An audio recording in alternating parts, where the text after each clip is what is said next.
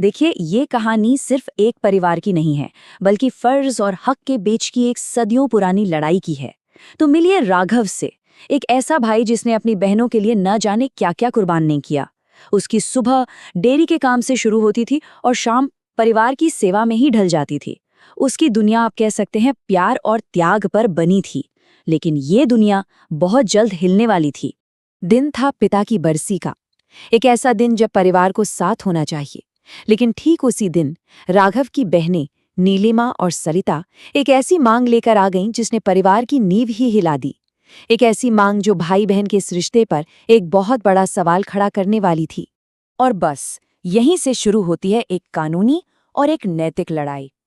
ये कहानी हमें एक बहुत जरूरी सवाल पूछने पर मजबूर करती है कि क्या हक और फर्ज हमेशा एक ही सिक्के के दो पहलू होते हैं, या फिर कभी-कभी एक का वजन दूसरे पर कुछ ज्यादा ही भारी पड़ जाता है। जैसे ही पूजा खत्म हुई ना, माहौल बिल्कुल बदल गया। महंगी साड़ियों और सोने की चूड़ियों में सजी बहनों ने अपना असली मकसद सामने रख दिया। उन्होंने उस जमीन और डेयरी में अपना हिस्सा मांगा जिसे राघव ने अपनी दिन रात की मेहनत से सींचा था। अब राघव के लिए ये सिर्फ एक मांग नहीं थी, ये उसके पूरे जीवन के त्याग पर एक सवाल था। बहनों की ये मांग सिर्फ इमोशनल नहीं थी, इसके पीछे कानून की पूरी ताकत थी। उन्होंने हिंदू उत्तराधिकार अधिनियम यानी हिंदू सक्सेशन एक्ट 2005 का हवाला दिया। ये कानून बेटियों को पिता की पैतृक संपत्ति में बराबर का हक देता है। उनकी मांग बिल्कुल साफ थी, जमीन और डेयरी की जो भी मौजूदा बाजार कीमत है उसके बराबर उन्हें कैश चाहिए। और देखिए, कानूनी तौर पर वो अपनी जगह सही थी। उन्होंने ये भी बताया कि उन्हें पैसा तुरंत क्यों चाहिए। नीलिमा को अपने बेटे के लिए एक फ्लैट बुक करना था और सरिता को अपने पति के बिजनेस में पैसा लगाना था। तो उनके लिए ये कोई इमोशनल बात नहीं थी, ये एक फाइनेंशियल मामला था और उनका पूरा ध्यान अपने अपने परिवारों के भविष्य पर था। अब एक तरफ थी बहनों की मांगें और दूसरी तरफ थी राघव के जीवन भर के त्याग की कहानी। और ये कहानी बताई उनकी माँ सावित्री देवी ने। ये कहानी का वो हिस्सा है जहां कानून और भावनाएं बिल्कुल आमने सामने आकर खड़ी हो जाती हैं। माँ के ये शब्द सीधे दिल पर लगते हैं।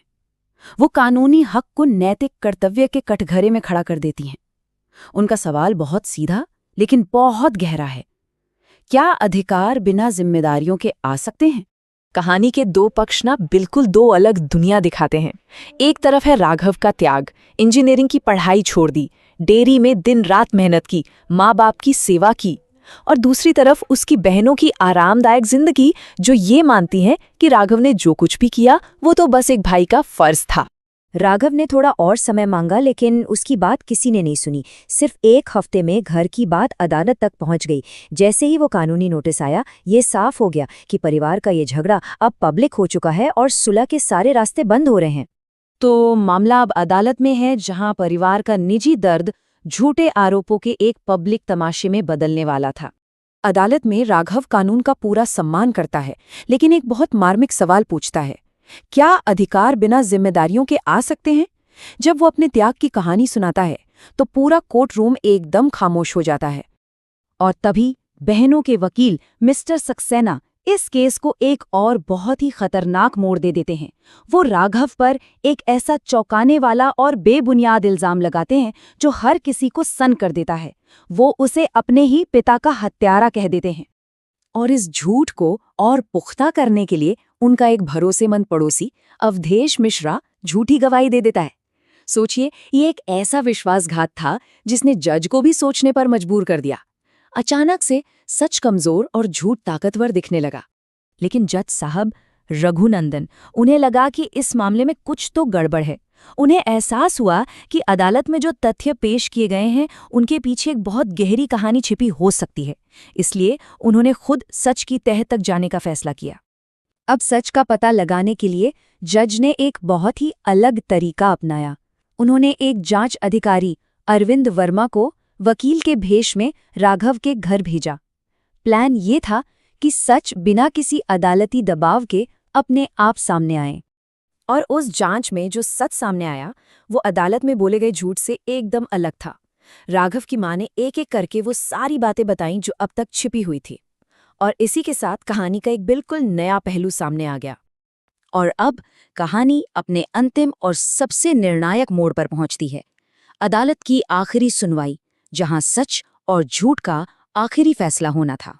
फैसले के दिन तक राघव पूरी तरह से टूट चुका था। वकीलों की फीस और अदालत के चक्कर, इन सब ने उसे न सिर्फ पैसों से बल्कि दिमागी तौर पर भी तोड़ दिया था। उसने हार मान ली और सब कुछ छोड़ने को तैयार हो गया। लेकिन तभी जज रघुनंदन ने अपनी गुप्त जांच का खुलासा किया और पूरा का पूरा मामला ही पलट गया। उन्होंने बहनों के दावे की नैतिक नींव पर ही सवाल खड़ा कर दिया और राघव को एक देवता समान व्यक्ति बताया। अदालत में मौजूद हर एक शख्स बस हैरान रह गया। फिर जज साहब ने एक ऐसी शर्त रखी जिसने सबको हैरान कर दिया। उन्होंने कहा, ठीक है, बहनों की मांग मान लेते हैं, लेकिन एक शर्त पर, कि वे अपने पतियों से भी उनकी पैतृक संपत्ति में उनकी बहनों को बराबर का हिस्सा देने का शपथ पत्र यानी एफिडेविट लाएं।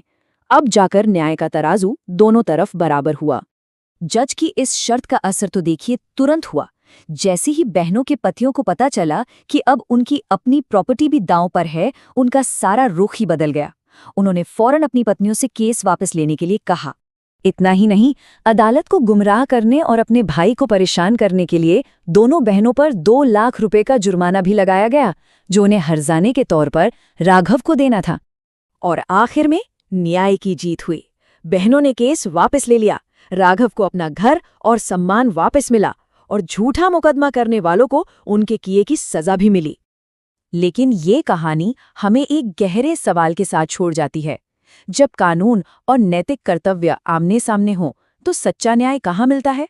क्या कानूनी अधिकार हमेशा नैतिक अधिकार के बराबर होते हैं? ये